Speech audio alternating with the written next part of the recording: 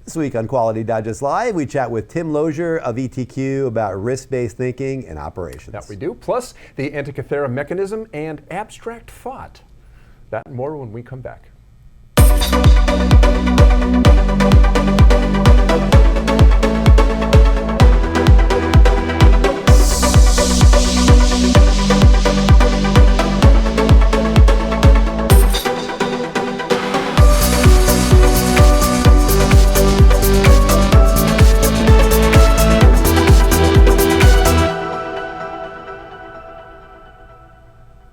And welcome back to Quality Digest Live for July 7th, 2017. QDL is your weekly look at who and what is making the news in the world of quality. I'm Mike Richmond, publisher of Quality Digest. And I'm Quality Digest editor-in-chief, Dirk Ducharme. So there were a couple of pieces of good news coming out of the Manufacturing Institute with regards to closing the skills gap. Both Secretary of Labor Alexander Acosta and House Majority Leader Kevin McCarthy spoke at the National Association of Manufacturers, NAM, summit in Washington, D.C. just a couple of weeks ago. They were speaking to highlight the importance of, number one, manufacturers' role in closing the skills gap, and also support for the Perkins Act reauthorization. The Perkins Act, if you're not familiar with it, provides federal support to career education programs and actually has bipartisan support. So on his part, Secretary Acosta emphasized apprenticeship programs and the critical role that apprenticeship programs play as part of the solution to workforce problems facing pretty much all manufacturers. Apprenticeship programs offer a critical opportunity for prospective employees to develop the skills needed for modern manufacturing.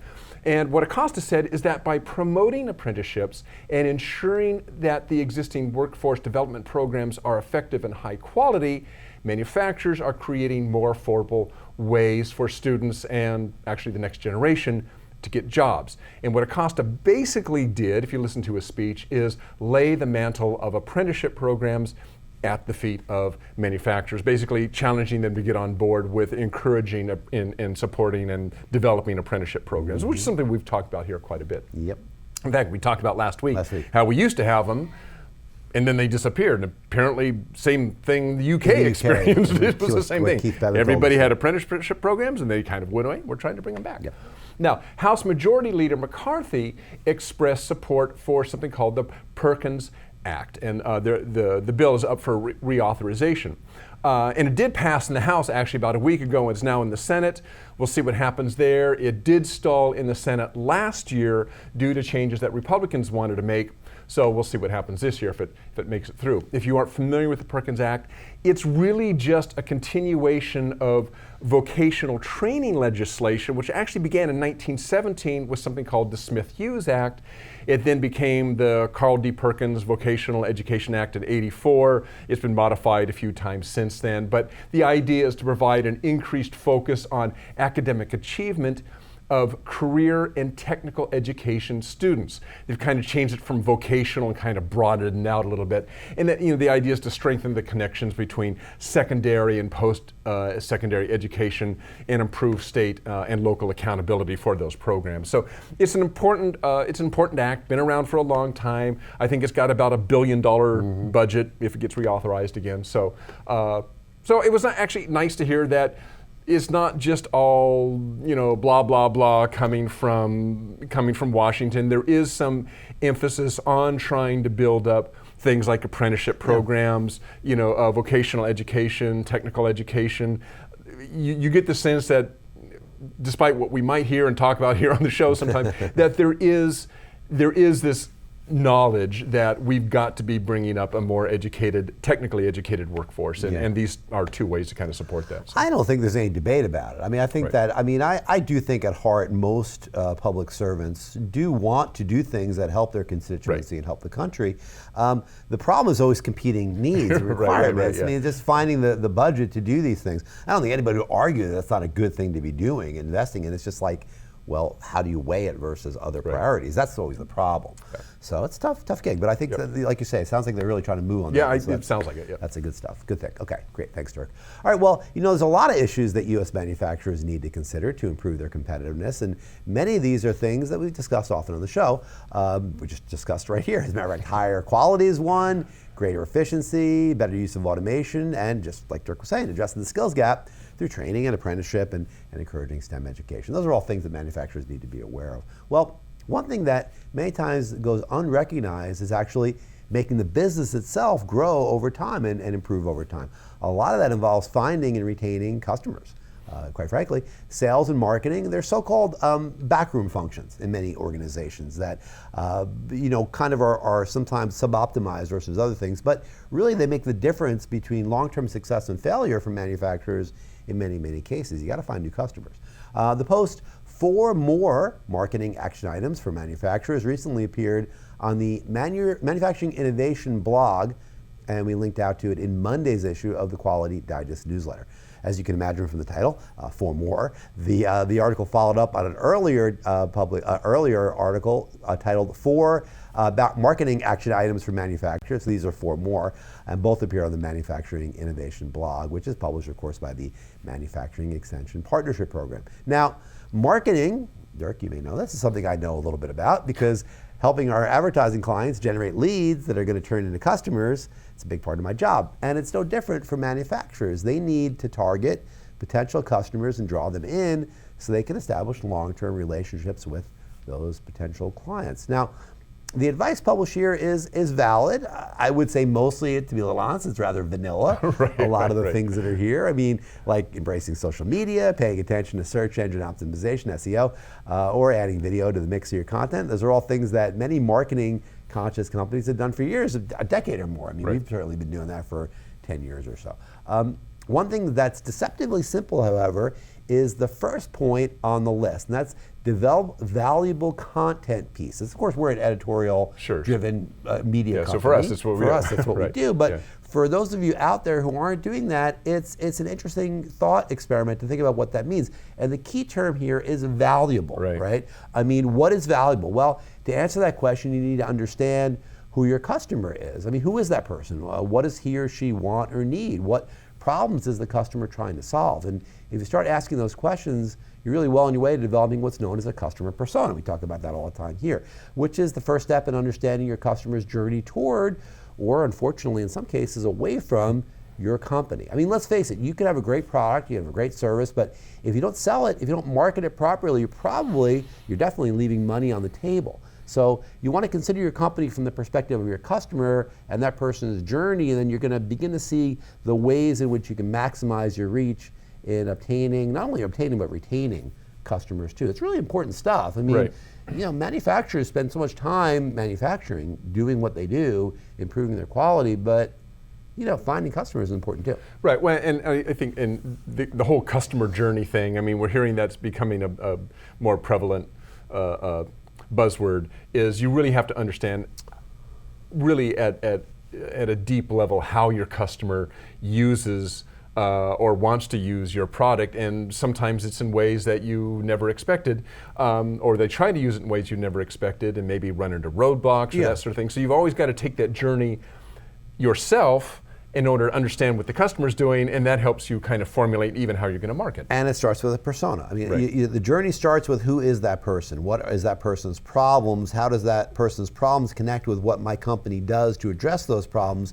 Then you're well on your way to understanding the journey better and doing a better job of reaching customers in a way they want to be reached with good, valuable things that they want to get from you, rather than just pushing ads at them. You don't want to really ever do that. You don't want to push stuff at them. You want them to pull and bring it into you. Exactly. Well, actually, speaking of problems and customer journey and understanding what's going on, like things like risk. That wasn't a very good segue. That was fine, Dirk. Come on. Okay, risk management continues to be a major topic for our readers, Quality Digest readers, and actually also our webinar attendees. And as such, we try to keep putting that topic, risk management, in front of you on, I don't know, almost a weekly basis, or at least 2 or 3 times a month, 4 times a month, there's an article that's somehow related to risk management. This week, for example, we ran the article Applying Risk-Based Thinking to Operations by Tim Lozier of ETQ. And as usual, there will be a follow-up webinar that will provide even more detail on that topic. We'll get to that in a little bit. But joining us right now via Skype today to talk about a risk-based thinking in operations and some other risk stuff is longtime contributor Tim Lozier of ETQ. Hi, Tim. Hey guys, how are you? All right, pretty good. Okay, before we get into operational risk management, which is really what the webinar and your article about, there's a couple things I'd like to hear about first, just to kind of get the information out there. A standard we hear about quite frequently is ISO 31000 risk management. Just briefly, what is ISO 31000 and what is its importance? Well, guys, the ISO 31000 standard is actually the overview of risk management in general, and what it of how you go about identifying, treating, and assessing risks and controlling them.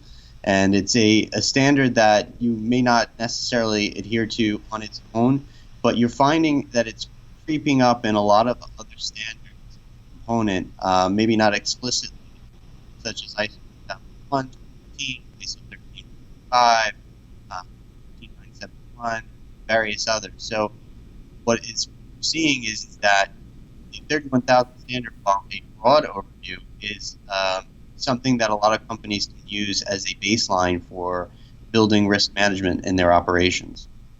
Okay, your mic started to drop out there a little bit. I think we got most of that. Yeah. Well, I mean, the ideas that you mentioned, and we can kind of get to it a little more explicitly maybe, are those ideas completely encapsulated in ISO 9001 and other QMS management systems? Not specifically, but they are brought up in many ways. So, the ISO 9001 is very broadly stated around risk-based thinking, and, they don't really outline the 31000 standard, but what you're finding is a lot of the best practices that are creeping up in standards like ISO 9001, you're actually seeing in 31000. There's a lot of commonality there. The process is very similar in many ways. Okay, so briefly then, what is operational risk management? Is this, I don't know, an actual thing, or are you simply kind of breaking out operations as one place to focus your risk management efforts? Well, when you look at the context of risk management as a whole, it can encapsulate many different things. So, while risk management can cover governance and compliance, it can cover financial risk.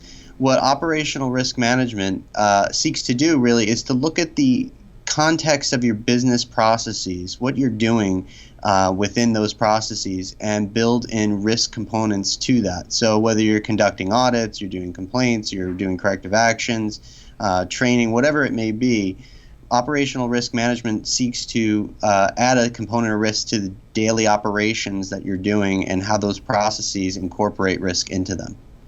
Okay, now you indicate in your article that risk is a moving target, that it's subject to change based on maybe more data that comes in on processes or maybe even changes in the operation. So that would seem to me that assessing risk is almost a full-time job, right? I mean, if things are always changing and you're always having to assess risk based on those changes, how do you keep up with that? How do you address that?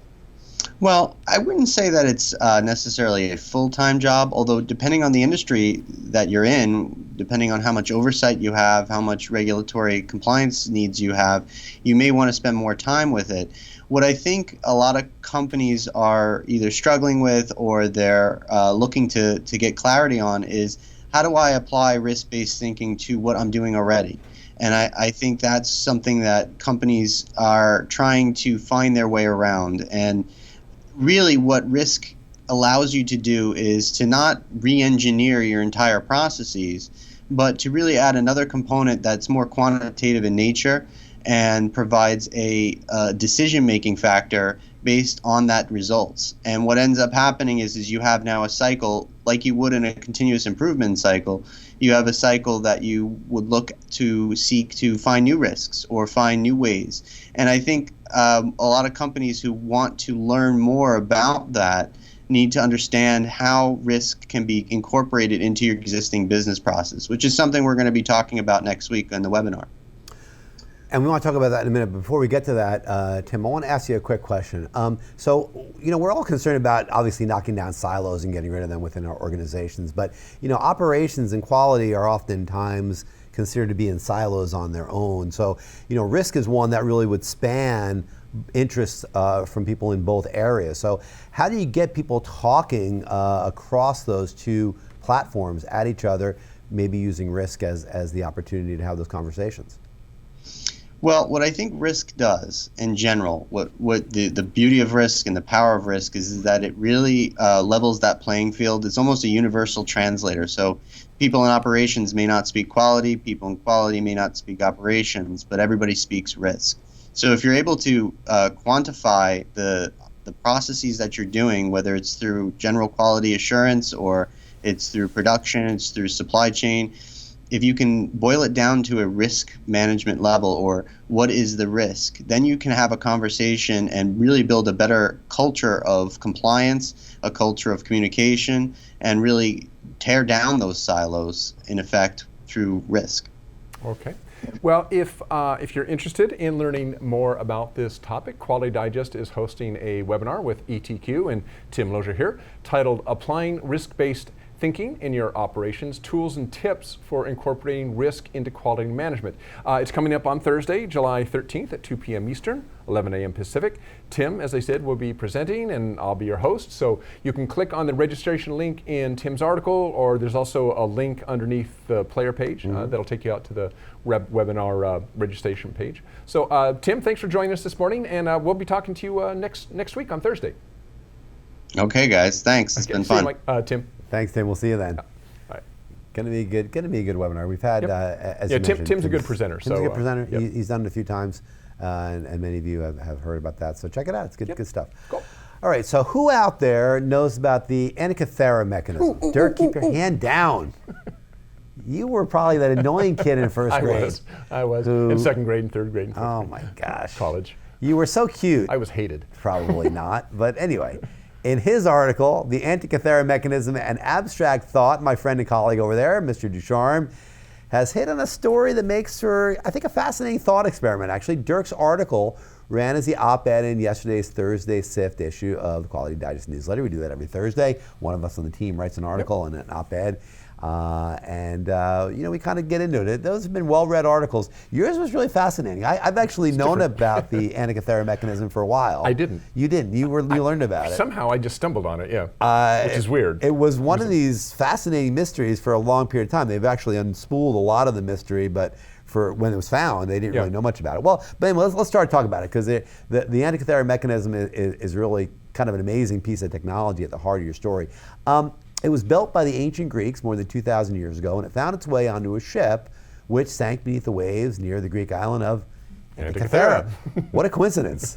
Amazing. Anyway, it was recovered from the wreck in 1900, 117 years ago, and the piece of machinery that the divers found really baffled researchers for many decades. Well, as it turns out, this is an extremely complex geared mechanism that apparently predicted eclipses, the location of the sun, moon, and maybe the planets. Some of the planets, yeah. Revealed the phases of the moon and more. It was hand-driven, and other than that, it was virtually indistinguishable from clocks that didn't arrive until nearly 1,500 years later. Really? Yeah, 1,300. Yeah, almost. Well, I think it was. They say it was built before the age of Christ. So 1,500. It's amazing. And really, therein lies the tale that you tell in your piece. And the key question is really what happened, or maybe what didn't happen, over the millennia and a half between the Antikythera mechanism and more advanced devices. And now that I set it up, I want to ask you to maybe dive into it a little bit more. And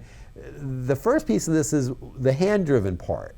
And the hand-driven part of this is a critical distinction. So what conclusion did that open up for you when you realized that it was hand-driven versus the other mechanisms that came after it? Not just me, but researchers as well. I mean, the question that came up was, okay, so you have this really complex gearing mechanism, and 1,000, 1,300 years later, we see more complex gearing mechanisms with the advent of the actual clock, an actual timepiece. Mm-hmm. But you look at the sophistication of the gearing and stuff, and there were actually more astronomical clocks around the 1300s as well, and the sophistication hasn't really changed. Maybe the workmanship's changed, but you would think somebody develops the Antikythera clock, and it's really, really complex, you would think 1,000 years later that you would have this, all of this, evolution of the technology, and you don't. And so the question comes up, why? And one of the theses is that it wasn't until you had a drive mechanism, which we don't get until the late 1200s, 1300s, something that can automatically keep driving a mechanism, the ticking of a clock, let's say, without somebody cranking it. Now they had water clocks, but water clocks obviously weren't portable, and they also had some other issues. So here you have this mechanism that allows you to drive the gears. Well, now that opens up some big opportunities. And the reason I tied it into abstract thought is the Antikythera clock, if you think about it, came out of a need, I believe, to demonstrate the ideas of astrology. Mm-hmm. It had a zodiac on it. It monitored the movements of the planets and the moon and the sun. And we're pretty certain that it was an astrological as well as astronomical device. So it tied into this abstract idea that the planets affect our lives. 1,300 years later, we have religion, the Roman Catholic Church, particularly in Europe, that required particular times of prayer. But there was no real way to keep track of that. And so in order to bring, let's say, order to ritual, the Catholic Church was really interested in this idea of being able to track, or call out specific times for prayer and attendance. Well, now you can take the idea of a geared mechanism, the idea of a controlled drive, put them together. It allows the invention of the clock, and as soon as you do that, clocks explode. Clocks show up all over the place. Where do they show up first? Churches. Sure, of course. So it was, again, the idea, this abstract thought of the value to religion, to religious thought, to religious practice, and now what comes out of that is a means to realize that on a very real basis. And so the clock comes out of that. Mm-hmm. So again, you have this idea of abstract thought to something concrete. And if you even extend it, you didn't really go there in this article, but I thought about it. I mean, you can extend that out to even Einstein. The idea of time as an entity that would be measured precisely. And how is that relative to other places in the universe? That's a very abstract thought, but it's not possible until you have a concrete idea of what time actually is, and it's measurable. Right? Until then, you can't really expand the idea of what time can be and how it might be relative to other things. Well, and there's other concrete examples. I mean, another one is Babbage. Babbage comes up with the first, let's say, computer. Even though he doesn't actually build it, it is built shortly after he comes up with it. You know what the purpose of Babbage's computer was? No. To calculate navigational tables. Navigational tables depended upon time and readings of celestial bodies, and a lot of math. So to make things easier for navigators, you had these huge thousands and thousands and thousands of numbers where you could correlate time to the declination of the sun or the Venus or the moon or whatever, and come up with these quick answers that made navigation easier.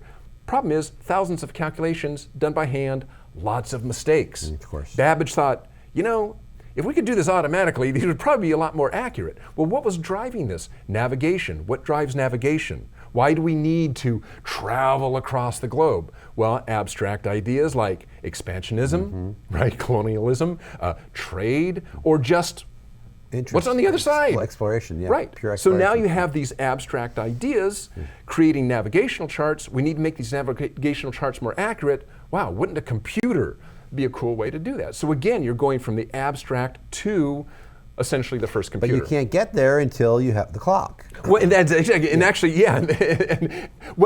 that's the navigational part of it is accurate navigation relied on a clock. Babbage's computer didn't, because that was again another hand-driven device, but basically also just gears, just a very clever use of gears, right?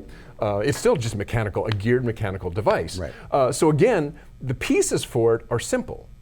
The need for it comes out of exploration and colonialization, right? It's again kind of from the abstract to the concrete. Yeah, the abstract to the concrete. I mean, it's fascinating. I mean, you should read Dirk's article because there's a lot in there.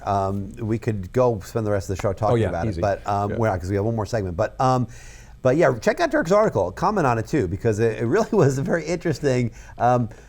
it was interesting to see where you took that and where you went from that, because there's a lot that goes into STEM education here too. Well, actually, we did have one. There was a comment left on there by Alan Metzel, where he kind of points out also this in kind of a slightly different way is the need for the practical. He talks about students who bring real life experience into into let's say education, going back to school, kind of this co-op, so to speak, where you now have people who are bringing their real life experience and coupling that with what they learned from school. That's kind of the same idea. Is rather than coming directly out of primary school, then to secondary school, and then into university, and not have any life experience, it's all just kind of rote. By the way, technology is lagging way behind in those, because technological advances don't make it in textbooks for a long time. So again, it kind of, that to me ties back into one of our first articles, vocational training. I believe vocational students bring a wealth of knowledge into what they bring to the workforce when they couple that with the technical education they get. Now you've got people with life experience, and now you're giving them this technical knowledge. What are you doing again? You're combining abstract thought and ideas they've gained just from going through life, combining that with this technical stuff. Concrete training. That's going to give them perspectives on how to use that technology that you wouldn't get if you just went through a straight educational track. And that's, I don't think. And that's exactly what industry needs, is people that, we call it critical thinking skills too. I mean, critical thinking really is just the combination of the concrete and the abstract coming together in real time to make a decision based on the evidence that's in front of you.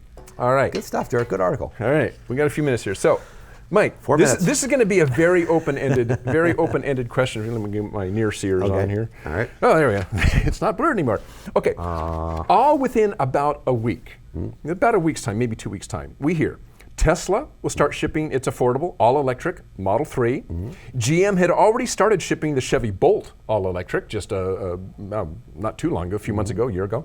Volvo plans to make only all-electric and or hybrid vehicles by 2019. They're phasing out everything else. France has announced just this week it plans to end the sale of gas or diesel cars by 2040. And on top of that, we already know that Norway and the Netherlands plan to move to all-electric vehicles by 2025. Germany and India have proposed similar measures with a target of 2030.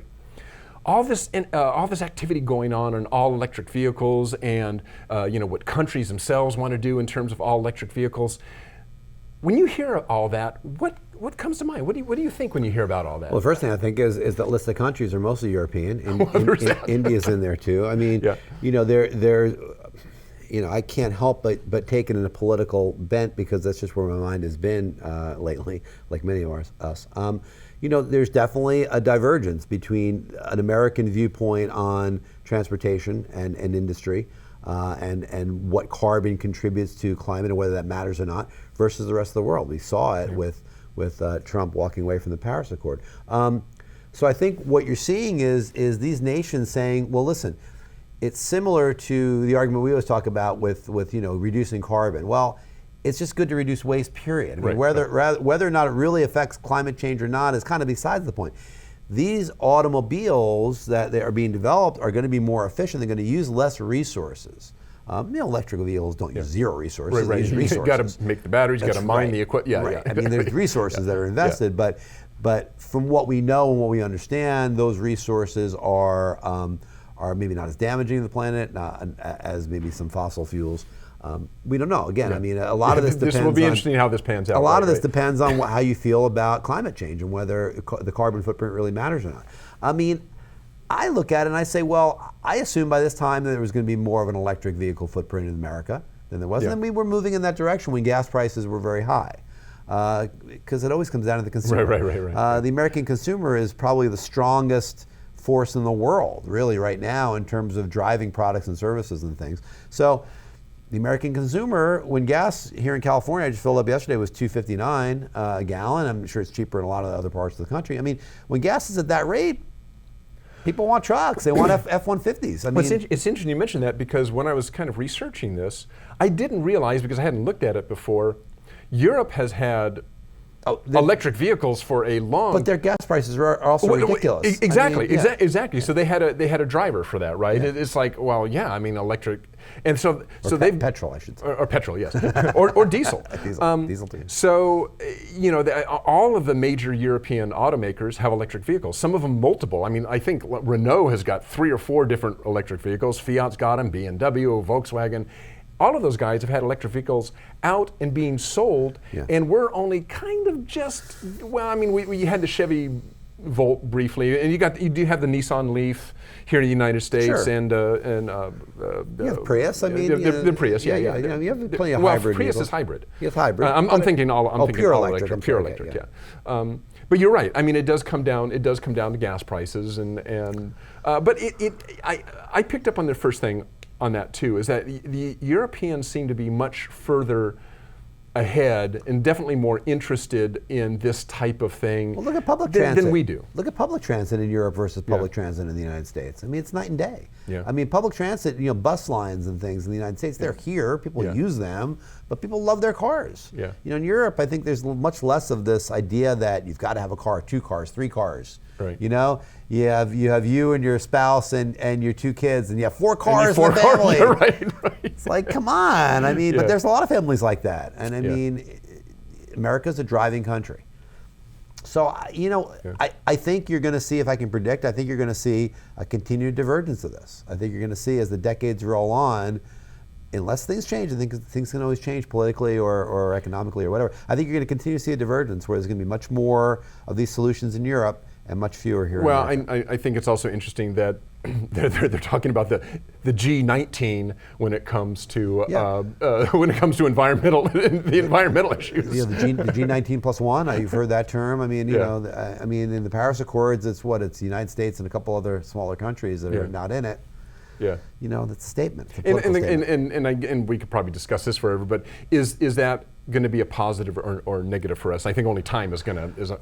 I think it's going to be a negative, but who knows? There's plenty of people that say it's positive. There's plenty of people that say, no, we've got to drill, we've got to get back to doing coal. I mean, we've got to have these jobs, and we've got to export energy because that's the way we can have good jobs in America. There's strong arguments to be made for that, at least in the short term. I don't know long term. Right. In the short term, though, there's strong arguments to be made that actually does help the American economy. Who knows? We're going to find out.